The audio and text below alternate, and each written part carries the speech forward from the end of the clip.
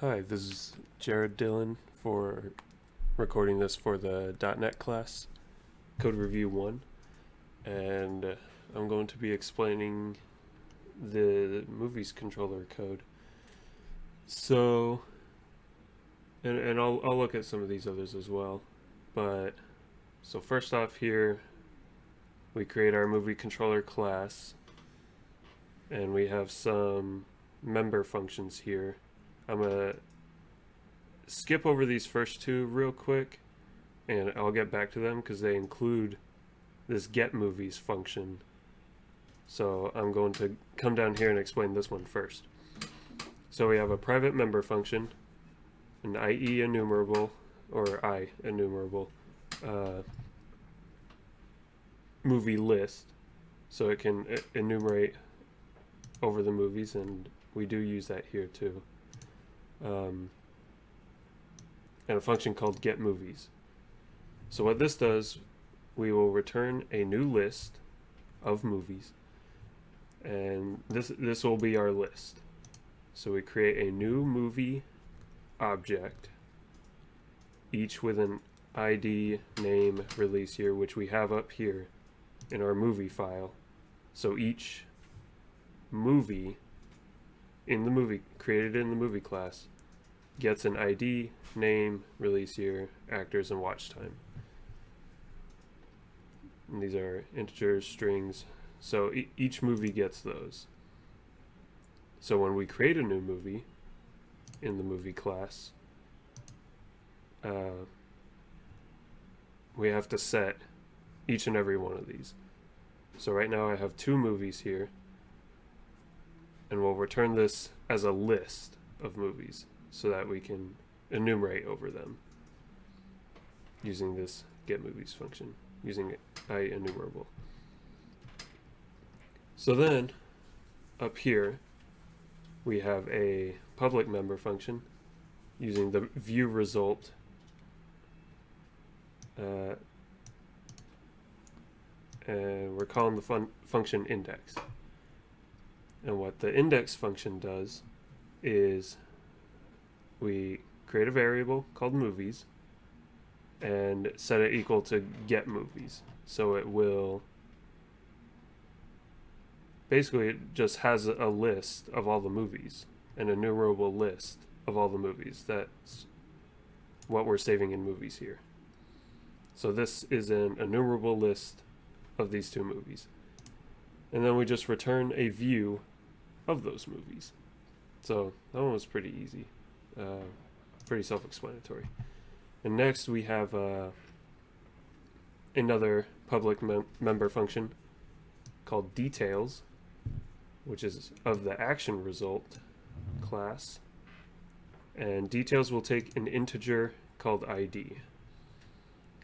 And in this details function, we will create a variable called movie, and what it'll do is it'll get movies, use the get movies function to get an enumerable list, and use the single or default method, which will this part I'm a little hung up on.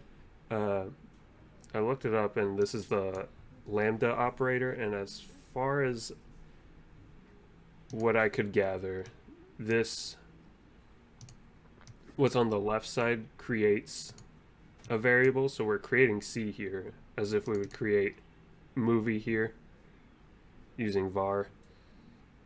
So we create C, and then we set it, the C ID, to the ID that was passed here in the details function. So when we call the details function, we pass the ID argument, and that's what will get set to C.ID, as far as I'm aware. And then if our movie equals null, if we don't have a movie, then just HTTP not found basically just throws an error. But then if not, we will return a view of the movie. So this index function will return a view of all the movies. We'll get all the movies and display all of them. this details function only gets one movie because each movie has a unique ID, so it'll only return one. And then I'm not going to go over this random one here because we're not using that right now. But I was also going to look.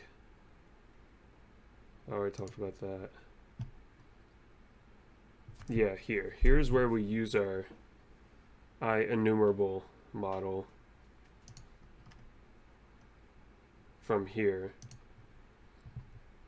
And we use that to create a table of movies, and using a for each function to loop over all the movies.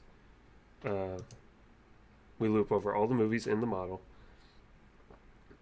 and use this HTML.action link, which will create a link for every movie name.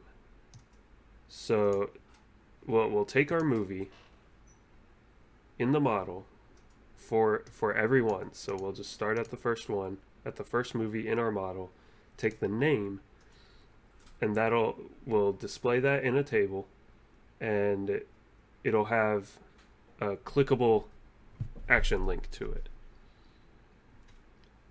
And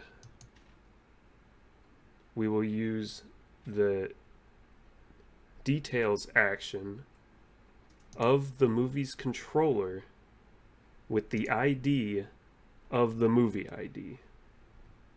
And this can easily be seen just by running it. So we have here, I'm gonna go side by side.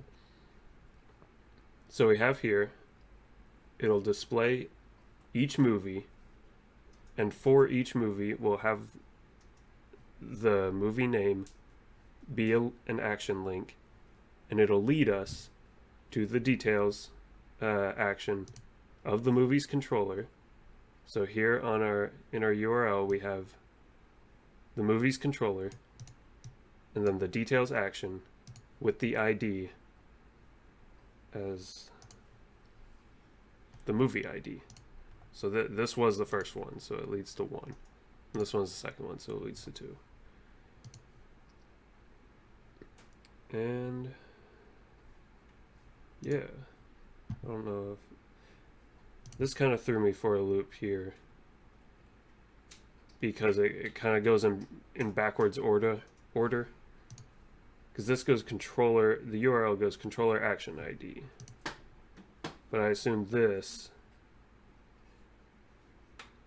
we take the name of the link with just the text, that could be anything we want, and then use the details action of the movie's controller. I'm pretty sure. So that's just a little backwards, it seems. So yeah.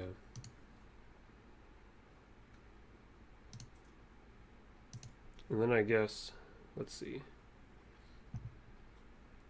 When we do view the movie, let's see. Let me see if I can find where this is. Yeah, this is the details here. So when we go to the details page, or the details action of the movie's controller, this is just how the page is going to be formatted. So we'll just have a header 2 up here, and lists the model name of whatever model we pass it. So the movie's model, the name, and then another header for the release year, watch time, and actors. And I'll show you that real quick. Oh, well.